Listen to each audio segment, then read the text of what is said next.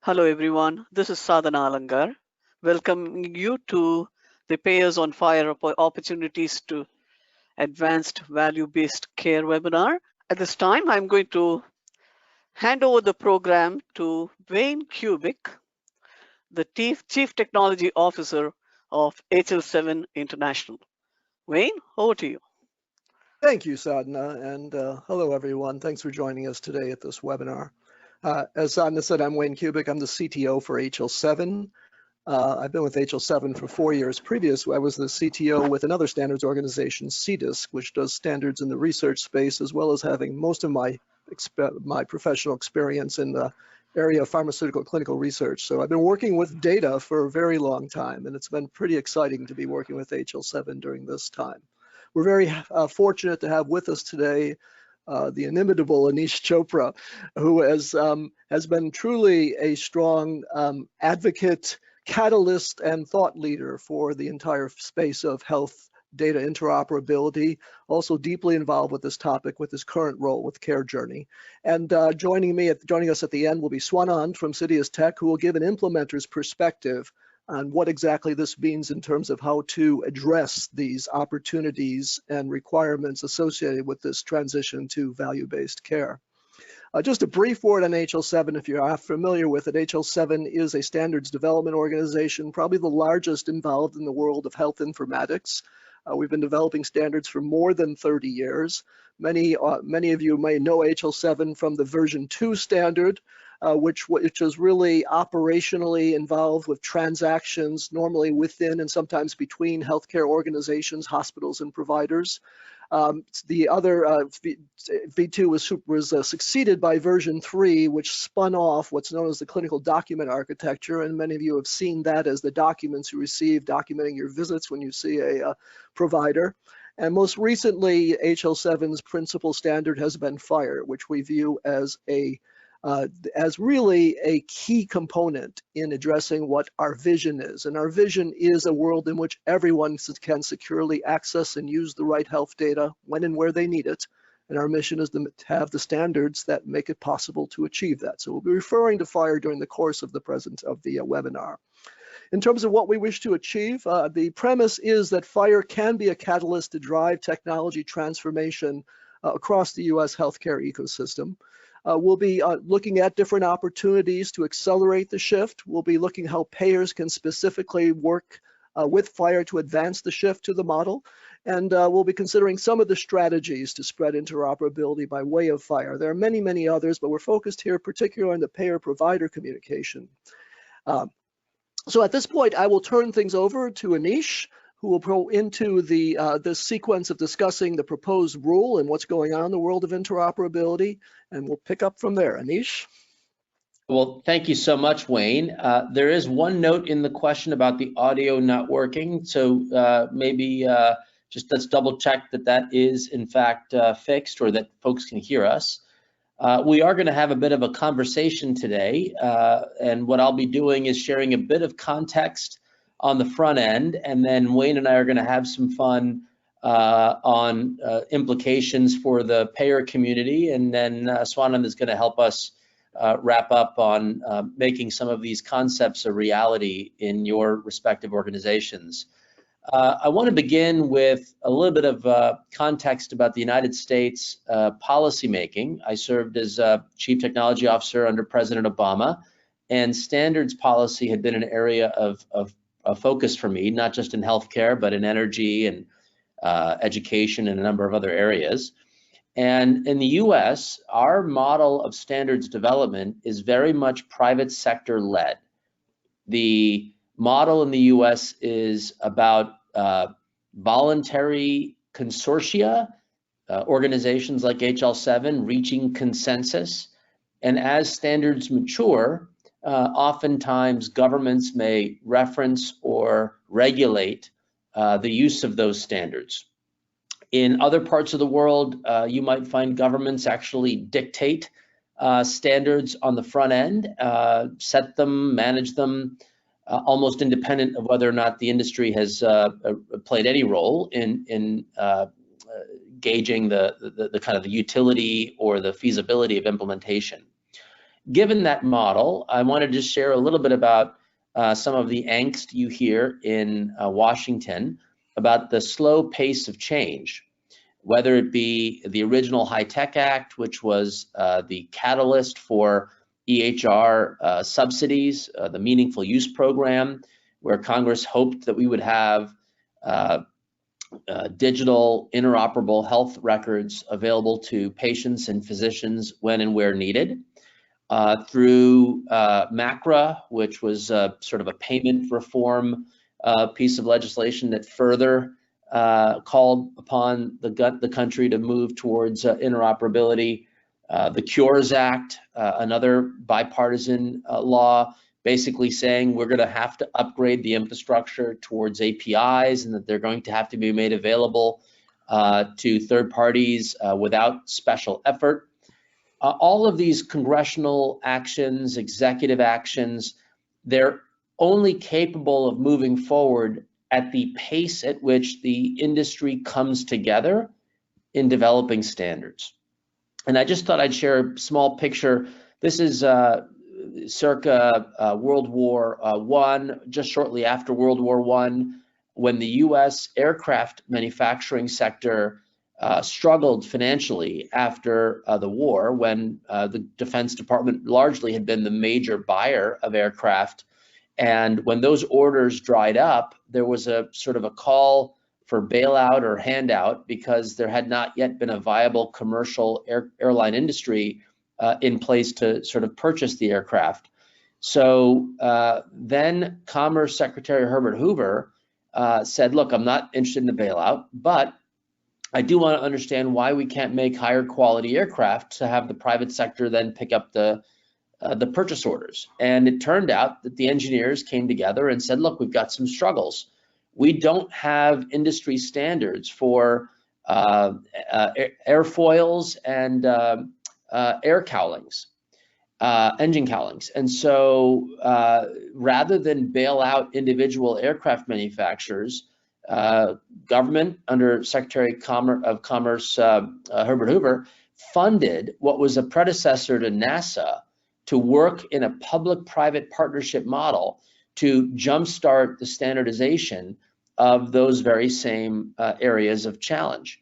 The success of that work resulted in the two most successful aircraft of that era, the DC-3 and the Boeing 247, both of whom shared these industry standards and competed on the use of those standards in their respective aircraft.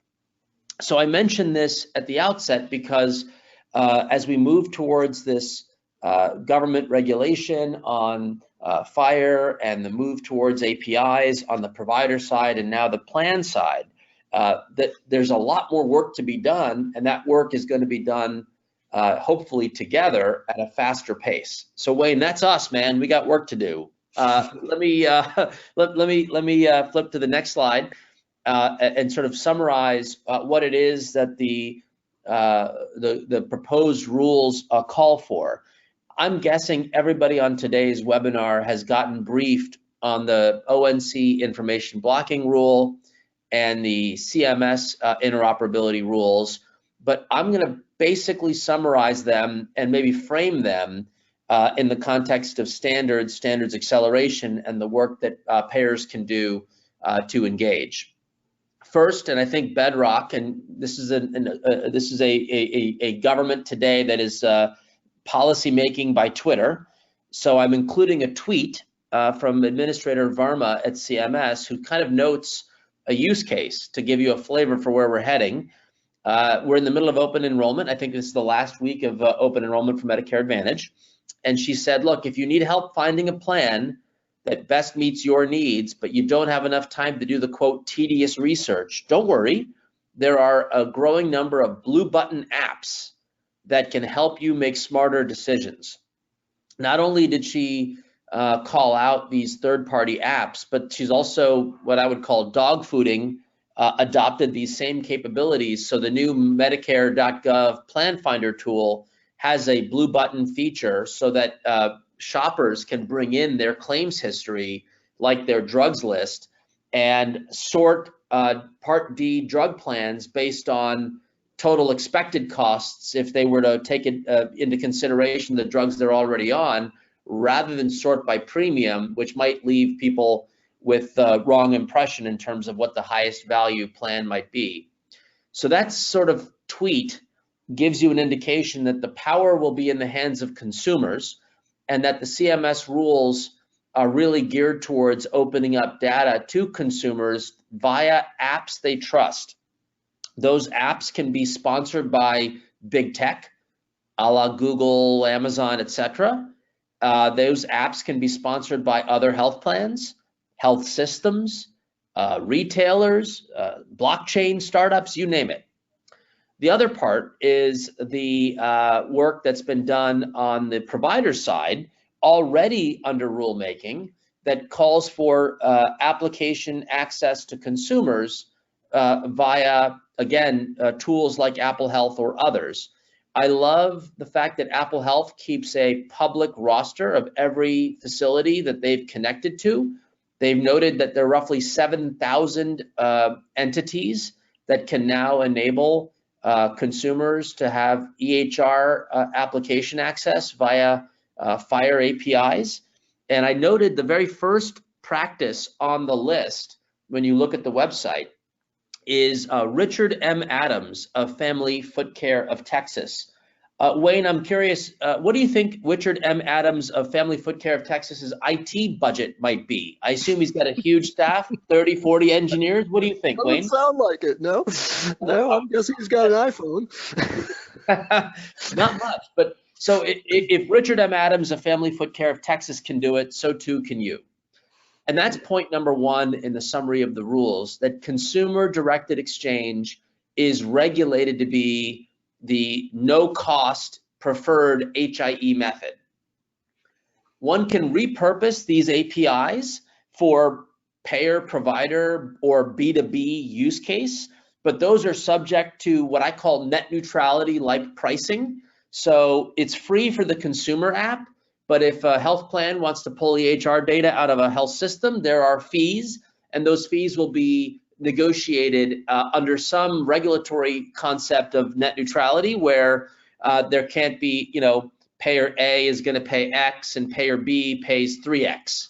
There'll have to be some rationality. That will be litigated. I'm guessing there'll be lots of lawsuits, but that is the proposed rule. We mentioned the fact that health plans have to share claims data to consumers. Hospitals have to additionally share ADT notifications to any doctor that requests it. By the way, hospitals that fail to do this will lose their license to serve Medicare patients, so it's kind of a massive stick. And then last but not least, we have a growing number of areas that we need information, but we haven't agreed at the granular data mapping level what the implementation guides or standards approaches should be. And I believe we'll see the rise of FHIR accelerators that will stand up to meet this accelerated pace that regulators like CMS have called for, and hopefully the industry might pick up the ball and run. So that's the summary. I wanted to do that over the course of this sort of early part. I now want to go back to you, Wayne, because I invoked the idea of a FHIR accelerator. The day CMS announced the rules, they seem to have written a letter to your buddy, Chuck Jaffe. Share a little bit about the letter. First of all, I don't know how often you got letters from the CMS administrator. Maybe you could share a bit about how frequently such communication happens, and then maybe summarize a bit about what you read in the letter.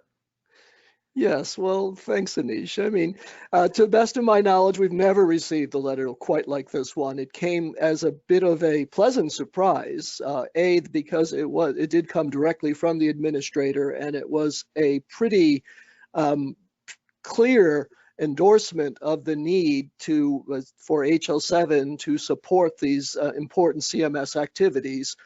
It actually contributed, didn't actually start the activity with the payer community. That was the Da Vinci FHIR accelerator. We didn't really have accelerators yet when Da Vinci first came into being. They actually helped us formulate that idea. And with the help of Mickey Tripathi, who's led the Argonaut initiative, as well as Chuck Chaffee, we put together the program that became Argonaut. But what came from CMS was, we really need this, the country really needs this. These are the key areas that we see we need to have, we made significant advances in. And it was another one of those catalytic events that really helped energize the community, and I think helped us bring even more participants from the payer community, which traditionally had not been terribly visible in HL7. This is important. It's clearly on the critical path for CMS initiatives, and it's really given us the opportunity to make, I think, significant progress in the last year, even less than last year, since this came forward. And is it safe to say, and let me just put this in context for the folks in the room, on the webinar, a typical standard from idea to maturity is, let's measure it in years, Wayne. What's the rough order of magnitude if you were to think about, when an idea is cooked up in a room and then evaluated and balloted? Give me a little bit of the context of time, and then let's contrast. Well, yes. So, historically, standards have moved at a more leisurely pace. And I think the rule of thumb we generally had with a new project, I'm not talking about something as ambitious and far-reaching as FHIR, but a typical project for a smaller standard is probably about a 3-year cycle on average. Sometimes they take more than that. Rarely they take less than that. FHIR, as but almost as indicated by its homonymic name, really has changed the notion that we need to get standards out much more rapidly. The world is changing. As each new FHIR implementation guide and component comes out, it actually has a ripple effect on other things, which causes more and more initiatives. So it's been a really interesting experience. We are working very actively within HL7, the accelerator program being most prominent, but also behind the scenes and improving our tooling and our processes to try to get some of these things produced so much quicker. I think the example we talked about recently, Aneesh, was with the FHIR bulk data standard, and that had a lot of pre-work and evaluation and testing, but the actual standard development process was compressed to almost 9 months. And so we see this need and criticality to get these things going. It's going to take organizations time to adopt and to adapt to implement these. We need to get them out in the marketplace and then get going as soon as possible. And we're really focused on trying to make that happen. Yeah, and Wayne, as we switch to the next slide, where we kind of go a little bit deeper on some of these concepts, and really to, we've kind of referenced FHIR, but now we're going to get into sort of what actually it is. As you introduce us to what FHIR actually is, one process question I would ask of you is the idea of iterative feedback on standards. In other words, you're going to describe what it is, but before we do that, my general perception is that in the old days, we had sort of a serial step. A bunch of folks did work, they produced that work, they finished that work, and then folks implemented, and the feedback loop might be not for another 5 or so years to sort of make adjustments and so forth. The move in the internet era feels a lot more agile, a lot more real world testing, a lot more feedback. So as you introduce us to FHIR, I really would also welcome your concept, not just on the substance, i.e. the noun, but a little bit of the verb in terms of the mechanism by which we produce and capture feedback. Would you mind doing that introduction, Wayne? Absolutely. Well, thank you. So let's start out with a quick overview of what FHIR is, and we'll keep it short. FHIR was really a reaction to the previous generation of standards. And historically, our standards were built, as Aneesh said, that you have a problem, you get a group of people together, and generally they'd publish some sort of a document. And then you'd have to have the implementation community sort of read the document, interpret it. And what they produced was not necessarily all that close. Measuring conformance to standards is a very difficult challenge. And with FHIR, a number of things were changed. One was, let's change that paradigm around. Rather than sort of publishing first and then figuring out what to do with it, let's basically establish builds and test them continuously. Within the FHIR world, that's done through a series of connectathons where we get multiple players with different roles throughout the healthcare community. We've got vendors, we've got providers, we've got clinicians, all working within this big room as they test things out and try them out in practice. And then we have early adopters who are working to embed these standards within their technologies. And so the idea is, after you go through a series of iterations of testing and connectathons, that's when you published a formal release to get everyone going, because you already have a solid body of adoption within the community, and you actually have something that's been, proven and tried out and shown to actually work. And we're collecting the feedback continuously through this process. As things are identified, we're entering, JIRA tracker items, we're addressing them, and we're sort of building them into the entire life cycle of product development. So what FHIR was, it was basically the culmination of our experience with our previous generations of standards. We're currently up to R4 of FHIR. I think the first release came out, I think FHIR is 8 years old now. So it took a while to get those first going, but remember that there are interim releases, and the core specification is sort of the fundamental pieces of FHIR, but there are also implementation guides that are sort of tailor and adapt FHIR for each individual use case, such as those coming with payers and providers. It's built, one of the things that FHIR tried to address was introduce internet technologies to the world of standards development. Historically, we didn't use the base in the world of healthcare data. We didn't use the newest technologies. A lot of things out there still written in mumps, for example.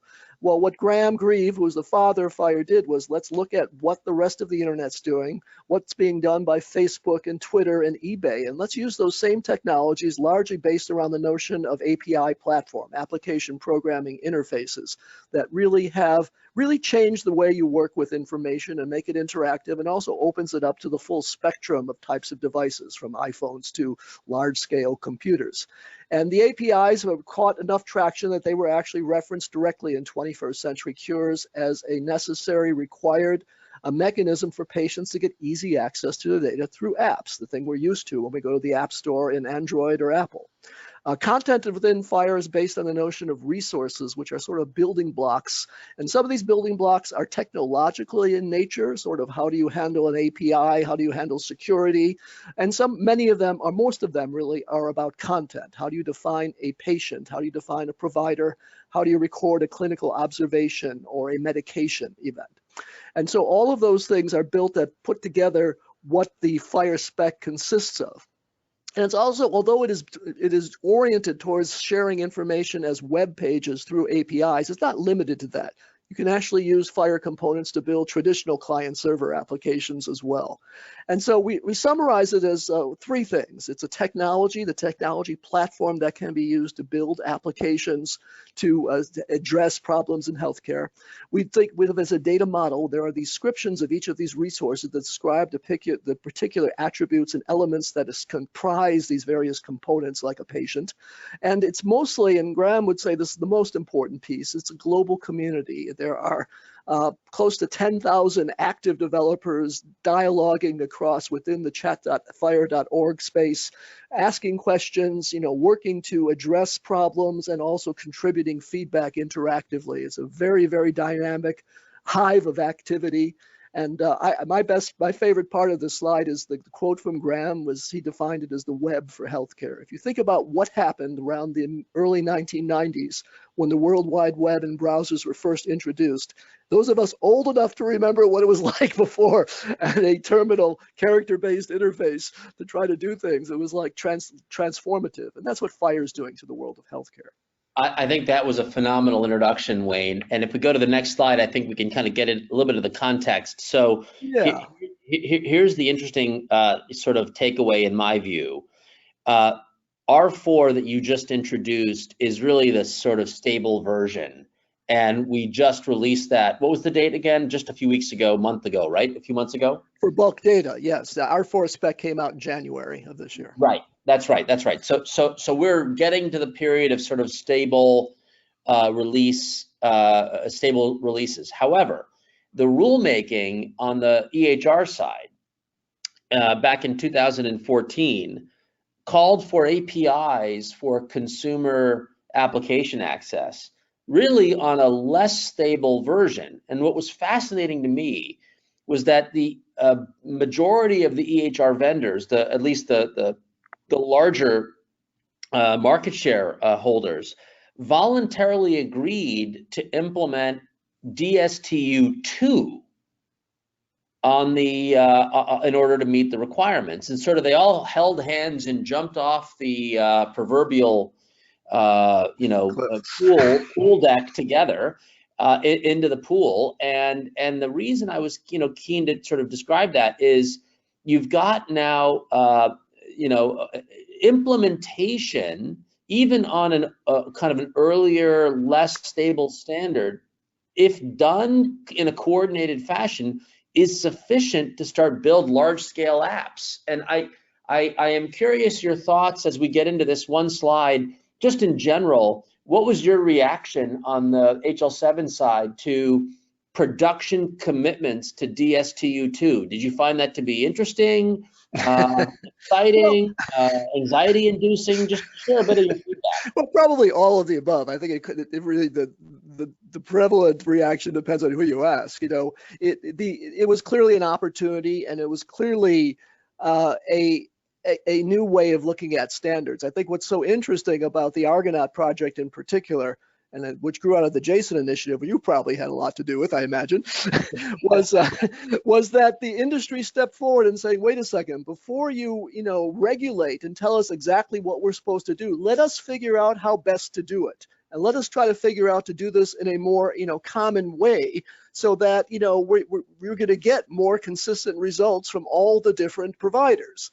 Or the vendors in this particular case. Let us figure it out first and then regulate it. And that was a very interesting and important development, I think, because it goes back to the same thing we were saying just a few minutes ago about changing the standards development paradigm. Let's make sure we get something that actually works, that people know how to use, are willing to use, and actually solves the problems we intended to do before we lock it all down, which is kind of the premise behind FHIR. And that's why we have these continually testing and these communities and sub-communities who are building about, let's take this thing and really make it be the principal driving force that actually helps us get towards this mythical goal of interoperability. It's a pretty exciting time. Yeah, and so Wayne, you and I are having what I would call a happy conversation. Yeah. we're generally talking about things that are comfortable. Yeah. I do want to raise the good, the bad, and the ugly on this slide. And let me just frame it, get your reaction, and then we'll flip to the next.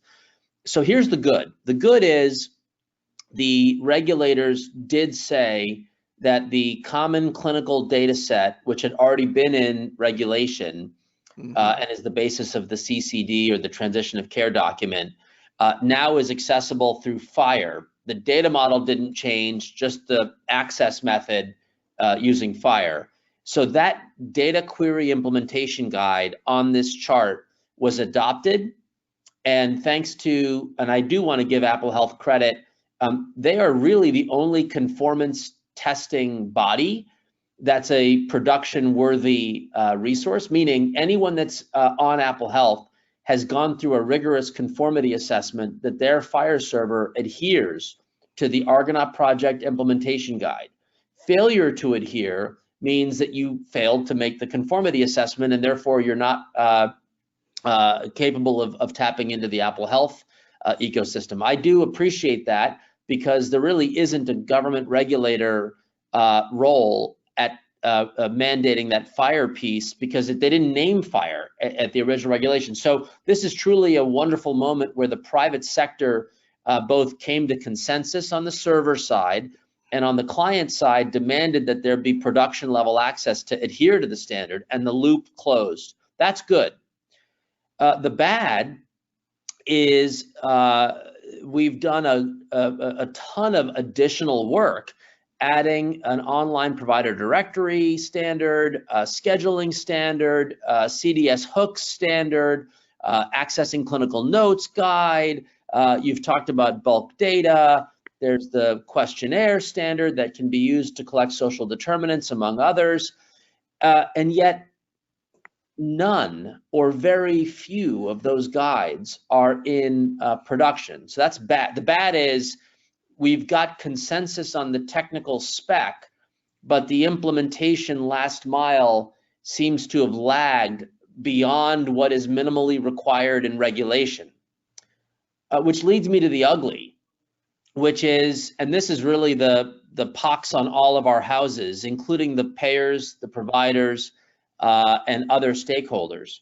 The feedback I hear from the EHR vendor community, and I hear this pretty clearly, is that when we sit with our customers and we ask them, what are the priority areas they want us to focus on, accelerating the real-world testing and adoption of these draft implementation guides doesn't make it on the top of the list. And so the market is working in that if you're not going to put me on point to do it, then I'm not going to just do it for fun. I'm going to do what my customers tell me to do. So Wayne, react to the good, the bad, and the ugly as you see it, please. As friendly and polite as you are, just give me your take, and then we'll flip to the next. Well, look, as you say, we focused on the good for the most part. In terms of the bad and the ugly, this is pretty typical within the standards world. And, it's a little bit of the just sticking to what you know and the fear of the new, that we see that happening. But what changes the view and what is really starting to happen is when the customers recognize the opportunity and begin asking and demanding the types of things that couldn't be possible before we had FHIR. So clinical decision support with CDS hooks is a really good example. We know there are so many opportunities where we could actually, reduce pain and save lives in some cases if we just had a better ability to identify potential medical errors or risks at the point of care. And that's what CDS hooks is precisely designed to do. And, I think it's part of it is the awareness building, the understanding that this isn't just a regulatory requirement that you have to do because, it's legislated. It's something you really need to do because it's a focus on what will improve the quality of care for our patients and basically, has a positive effect on everyone. And so we haven't quite gotten there yet, but I'm excited about it. And there's a question on the questionnaire around, should people start building on any of these earlier versions? And I think, let me just try to cross these 2 points together, Wayne. So herein lies my anxiety. So CDS hooks, we've reached consensus that starting in 1/1/20, CMS is mandating that doctors and hospitals prove that they've evaluated the evidence and the criteria necessary for advanced imaging studies. We've now got a FHIR standard that can meet that requirement. And we kind of finished that work in, August, I think, whatever the time frame is. But when we had the sort of come to Jesus meeting, for lack of a better term, on who's planning to implement this, nearly all the vendors said, oh, we've cut deals with the decision support vendors the old way. So we've got custom integrations already set up. So none of us are planning to use the new way because we've already figured it out in whatever old model we had, right or wrong. And to my knowledge, none of the hospitals have asked to see this be done in the FHIR method using CDS hooks. And that chasm is sort of this good, bad, and ugly. But the reason I'm curious about the question about the R3 to R4 and so forth is that for any health plan that wants to tap an actual FHIR server in production today from, say, the list of hospitals or health systems that are live on Apple Health as an example, you'd be building capability on the production version of R2. Yeah. DSTU2. So even in the best of scenarios, even if the regulation names R4 in the final rule this month or next, it's 2 years from the date of the final rule when that capability minimally is required to be deployed. So anybody that wants to exchange information on what's in production today would be well served to build capabilities on the DSTU2 version Argonaut spec that's in production. I don't know if you have a reaction to that, Wayne, and we should probably go out there. We should get to the next slide to give some reaction to this. Sure. So my first reaction, just in terms of which version to use, is we really need to go to R4. And we have heard that from the vendor community too. It's almost like, R2 is, there are a lot of features in R4, particularly for the payer community. The solutions that are in place really do require R4 components. There is also in the background, there's a motion towards R5, and we expect to see that out towards the end of next year sometime. And R5 is really is going to have additional content components that'll be moved to normative too. So this is going to be an ongoing issue.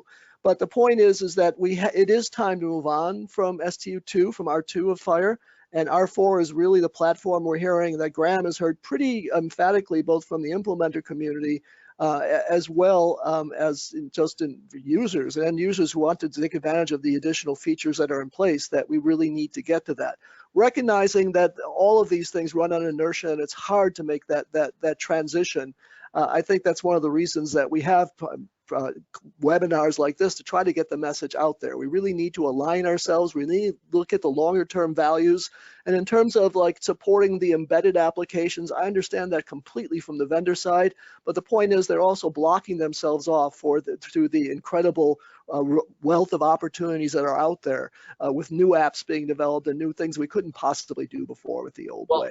So it takes a while, but we got to do it. Well, and so we're going to get into that production discussion soon with Swanand. I actually think we should move a little bit faster. Yeah. So we won't say, we already talked about accelerators, and HL7 created this program that grew out of Argonaut and was really refined by Da Vinci. There are a few others in place, and these are all about getting communities of interest with a particular use case to focus on adapting FHIR to meet their particular needs. So quickly, Karen is dealing with the blue button things you talked about between consumers and CMS, as well as consumers and clinical data. We're putting some pieces in place there, like real-time benefit check. Codex is a cancer care initiative, and Gravity is around social determinants of health. And there'll be a couple more. We're working on a research one right now.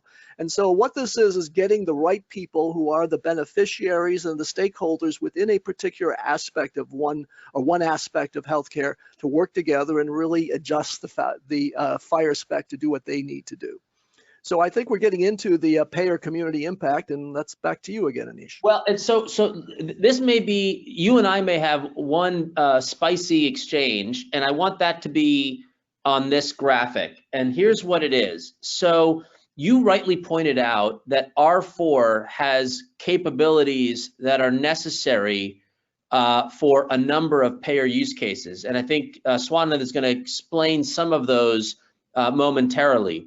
But what I want to do on this slide is to put on my MacGyver hat, Wayne, and ask the question, if I wanted to implement the Da Vinci project prior auth use case, what could I do MacGyver style using the production level DSTU2 FHIR capabilities or the Argonaut extensions that have come up since that would allow me to run a model? So for example, if I wanted to surface the documents as attachments that would be necessary to run the prior auth calculator. Today, we have an existing Argonaut DSTU2 document query that we used to surface the CCDA as required by regulation. Someone in the MacGyver-like way could confirm, could apply that document query logic to a different set of documents, maybe documents that needed to be created specific to a prior auth use case. Tell me I'm wrong, Wayne, that we should or should not pursue MacGyver style, or wait until everybody's got R4 to really fully robustly do prior auth in an API-based way. Would you admonish someone for pursuing MacGyver style now, or would you acknowledge that that may be a path forward in the near future? Yeah, so this is the traditional trade-off between, quality and efficiency and time to market. And, it's something probably everyone on the call is pretty familiar with. I would not admonish or punish someone for using R2 of FHIR if that's what they needed to get started more quickly. And I will say that even though, R4 is not totally backward compatible with R2, by the way, that's one of the key components of the normative parts of R4, is that we're guaranteeing that when those future releases come out, the pieces you build on R4 will not be adversely punished. You may have that with DST, with the R2 specification. Now, you can still selectively adopt features of R4 for particular use cases using the FHIR extension mechanism. It's just more work. It's not going to guarantee as accurate conformance, and it's something that you'll have to deal with farther down the road. But you can make that trade-off as a business decision. Reality, within the world of standards, we always deal with the mapping process from one version to another. That's not anything that's new to people in the standards world. We've always had to do that because things do adapt and evolve over time. V2 is coming out with a new version, for God's sake. And so people do these things and they're used to it. It's just more work, messier, but on the other hand, the trade-off of being able to achieve delivering solutions that actually have a positive business benefit, that's a decision that each organization can make. And so I wouldn't admonish them. I think we need to do what we need to do to move forward. And here, if you go to the next slide, this may be a way to kind of get at this, which is a kind of future-proofing your strategy. So here you have health plans on today's webinar, and they have to meet a requirement to publish a FHIR server to consumer apps capable of delivering claims history, for lack of a better term, through that mechanism. And my argument would be, if you're going to make the investment to FHIR enable any of these use cases, the incremental cost of building a FHIR client capable of consuming EHR data out of the existing market of DSTU2 Argonaut project capabilities feels like a relatively small additional investment to build upon the work you're doing in FHIR. If you're going to have to do it anyway in the next, I'm going to guess, the rule is not published, but I'm going to guess the deadline is going to be 1/1/21. If you're going to do work in calendar year 2020 on FHIR, why wouldn't you take advantage of that team and build both a server and a client? And that's a little bit of the conversation. So if you go into this chart, and I thank you for putting this up because we should get to Swanand right after this. CMS just last week, or 2 weeks now, I forget the date, published a final rule making hospitals obligated to publish negotiated prices available for consumers and consumer apps to tap, and has a request for information right now for health plans on whether or not these capabilities can be delivered using APIs, presumably FHIR APIs. So yes, they may do the narrow, minimum, compliance-oriented work, but seeing where the puck is going, might they think about the broader capabilities and work on ways in which they can get the infrastructure ready, whether the policymakers inside the plan and the regulators agree to do it now or in the future. IT has done its job and is enabling the infrastructure for whatever the decisions are made about what's released. And so I will use this segue now to Swanand to get into the production piece with the following statement. We do have a question that says, hey, as the payer community starts plugging in, we see that there's a FHIR patient resource. It's a DSTU2 now R4 resource. We have a different concept of a person, maybe a member or a beneficiary, and we may want to create a separate profile for a beneficiary, and or, Wayne, to use your previous sentence, maybe extend the current FHIR patient resource with extra data elements as an extension off of the base. Wayne, do you want to make a comment on that before we flip to the implementation side? Yeah, in terms of the extension mechanism, that's actually what the FHIR community actually proposes, is that before we make modifications to resources, we want people to actually prove that the benefit will be something that will basically meet the 80% rule. That's a rough 80%.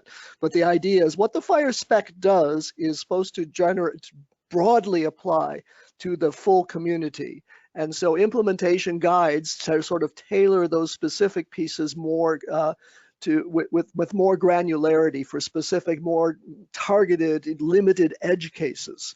But actually, when you have something that you say is missing or needs to be added to the spec, you try it out first, and then you go through connectathons and you prove it. And basically, once you've gone through the testing, implementation, and a stability building process, which is defined by the FHIR maturity model, then it gets rolled into the spec. So this is absolutely right. As people are using the spec, they find more things, and that's what actually grows and expands the capabilities and the robustness of FHIR. So all that's fine and understandable. It's impossible for everyone to think of everything up front. And so they're doing the right thing. And when they see those pieces, what's important is to get the rest of the payer community to reach agreement, which is what you do through that testing and evaluation process under the maturity model, to make sure this is the right way to extend it so that it will basically apply to the greatest number of adopters. All right, So well, let's good thing. now on to the main event. Swanand, you've been so patient waiting to tell us how we can put all this stuff into production. Let's hand the ball over to you. Let's skip a couple of these just for interest of time, Wayne. If we want to unlock the potential, I think to introduce you in this conversation, I'll hand it off by saying, CMS is now all in on FHIR, not just as a regulator, but in production. Today, CMS runs not one, not two, but 3 use cases involving FHIR. They've got single patient blue button access using a FHIR server. They have bulk versions of FHIR in production, one to test for ACOs that want to get bulk access to an entire population, and the other where they go to specific doctors who have a treatment relationship with patients to offer them claims history on the patients that they're treating to be made available at the point of care. I will, in a humorous way, as we hand the ball over, note that what CMS has done to produce their infrastructure is they've decoupled their transactional legacy 837 data. They've put them into a cloud-based warehouse, what they call the BFD. Wayne, that's the beneficiary FHIR data. Oh, I thought it was something else. No, just to clarify, the beneficiary FHIR database. And that feeds these 3 use cases. So you can build once and reuse many. And so Swanand, I'd love to just turn it over to you. How are you thinking about putting this into production for the various stakeholders that you support? Yes, Aneesh, and if we can turn to the next slide, that will be great. And so what I'm going to talk about is maybe like 3 or 4 use cases that we have been thinking how to flip it around for our payer customers. First and foremost, we thought of supplemental data exchange. This has been happening for so many years now. We have got CDAs coming in, we have got MRR, everybody has medical record reconciliation kind of a module and so on and so forth to get it. What we are thinking is a typical scenario where there is a medical records review application, and a care coordinator comes up, looks at the screen, understands that, okay, there is a patient called Swanand and he's not getting performance on some of the measures. And that's why they are kind of losing out on their HIDIS score or maybe STAR score. And what can be done is, we thought for these care coordinators, what they can do is they can directly communicate with the payer organization. If the payer organization has an EMR which is FHIR enabled, they can of course communicate and get the corresponding data that they need. We have taken 2 examples here just for the illustration purpose, that is CDC measure and ART measure. These 2 we have picked up because we kind of believe that lab data and the pharmacy data in some ways would be the ones where they may not have the actual data or they may not have the values and so on and so forth. So we thought that what can be done is, I'm sitting inside MRR, I look at the patient and I'll say, okay, can I get this patient's lab test data? Can I get this patient's lab values directly from either EMR or directly from probably a lab? Can I get it? And if I can get it, that's going to help me bridge the gap in order to make the patient meet performance, and also in order to improve my HIDIS score and my STAR rating. So this is from purely from payer perspective, and again thinking from payers perspective, that is to increase their STAR ratings, to increase their HIDIS score. What can be done? This is just a schematic that we have put together. I am not going to talk about the implementation details. FHIR data exchange that you see on the left-hand side is something which we are thinking payers would eventually get into. Whether they would build their own FHIR server or they would hop onto another, vendor's FHIR server is again an implementation detail. But they would require something to do FHIR data exchange to get data from providers and to push data to providers as well. And without using this, MRR or medical records review kind of applications can become, a lot more fired up. So that was the first thing. And Aneesh, feel free to chime in whenever you want to, but I can go to the next slide as well. Do you want another slide, Swanand, or? Yeah. Sorry.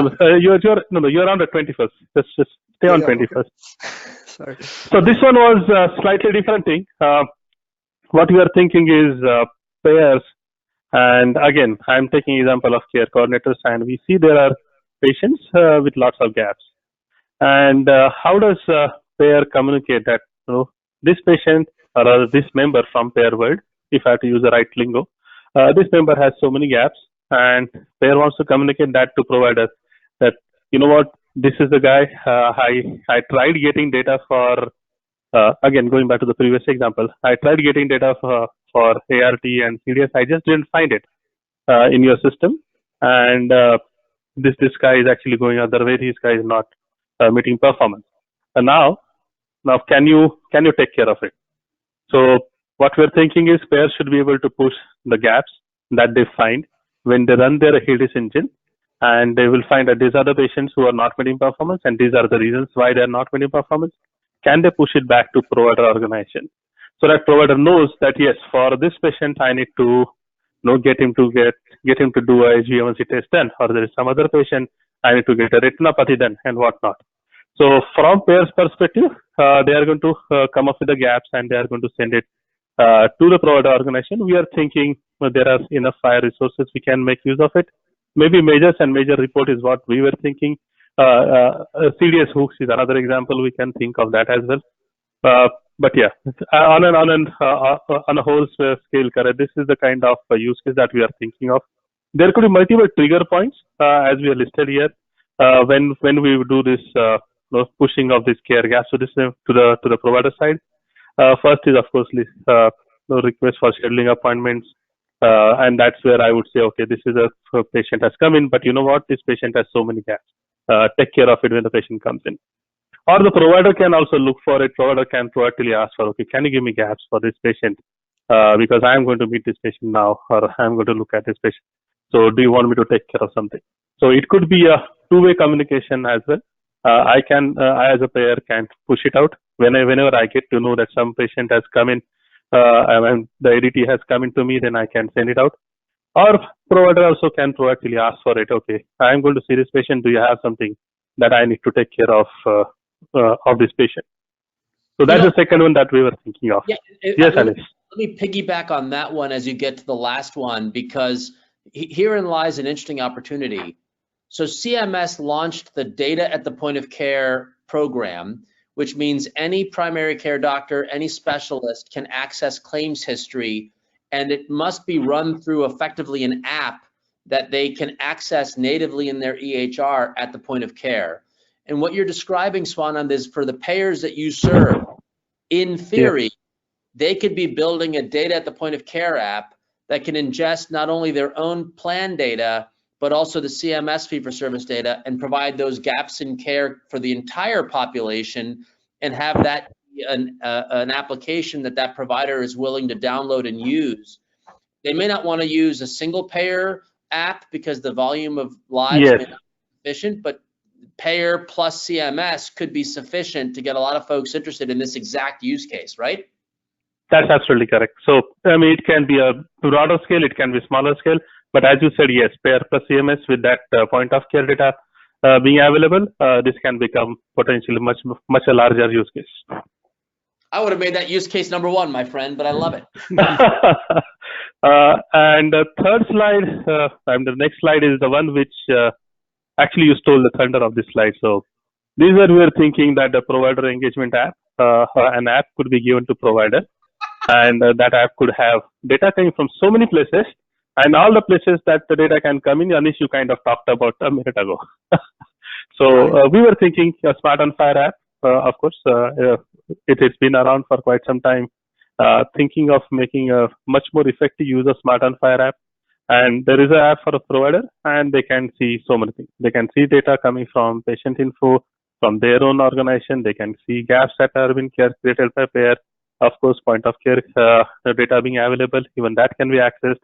And yes, this is the same app that they can communicate with payer as well. Can you send me gaps if they have to do anything proactively? But this was exactly the app that we were talking about, in the earlier use case. Yeah, and I love this. And Wayne, this gets to that question I raised about DSTU2 versus 4. That's so right. If they built this app, so CMS is going to be in production with data at the point of care this month.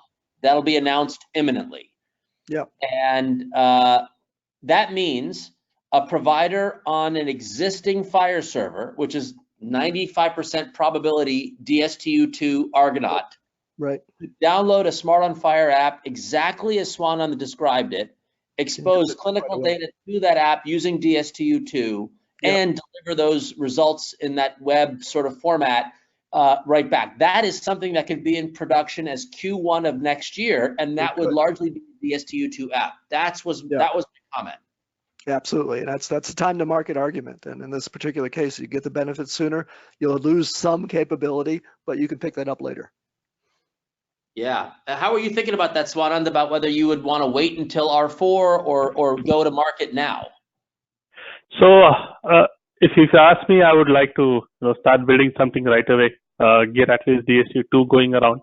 What we know and whatever I have seen on the websites of various EMRs and EHRs is that they are trying to go to DSTU4 sometime in future. So 3 goes out of the question, probably start with 2. And once when 4 becomes more, lot more adapted in the system, we can flip it over to 4, the same app. That's awesome. We've covered a lot of material. I don't know if we have room for questions. We have one more. Sorry, that's just the last one. That is more from member engagement. We thought it's been talking a lot more of payer and provider, but member is actually our bread and butter. So we thought we can have a similar kind of app or Smart on Fire app, which will be used for member coordination. Member can see their data probably in real time as well, because their claims that are so right now, the way systems function, they don't get to see that in real time.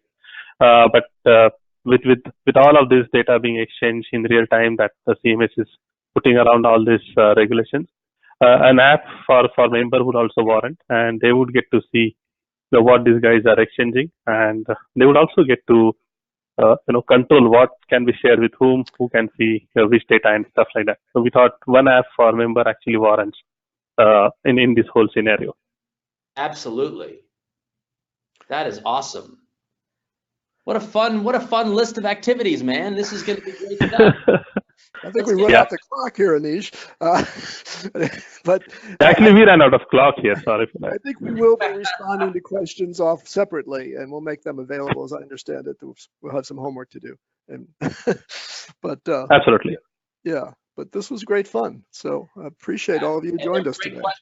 There are definitely great questions that have been popping in. So that is we'll definitely follow up on a number of these, but this has been a lot of fun, and I'm excited. And really, I think the overall message is get engaged now. The standards are ready for production apps, and they're moving towards better capabilities. One can influence the standards process, and one can begin deploying apps. All of that can be done now. And that's what makes this so exciting. It's as much about getting people into the arena as it is to have an academic discussion about rules and standards in the future. And I think this is really the message that we've communicated. So that's wonderful. So come join us at HL7 in the FHIR community. We really need your help to make this happen. Amen. Awesome. Well, thanks so much for your time. Yeah. Thanks everybody, and being patient to listening to all 3 of us here. Thanks, Aneesh, Swanand, and Wayne for an excellent discussion. Thank you all for your participation. Thanks for the good questions.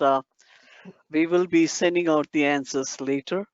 Our next HL7 working group meeting is in Sydney, Australia. We hope to see you at one of our future events. Till we meet again, bye everyone.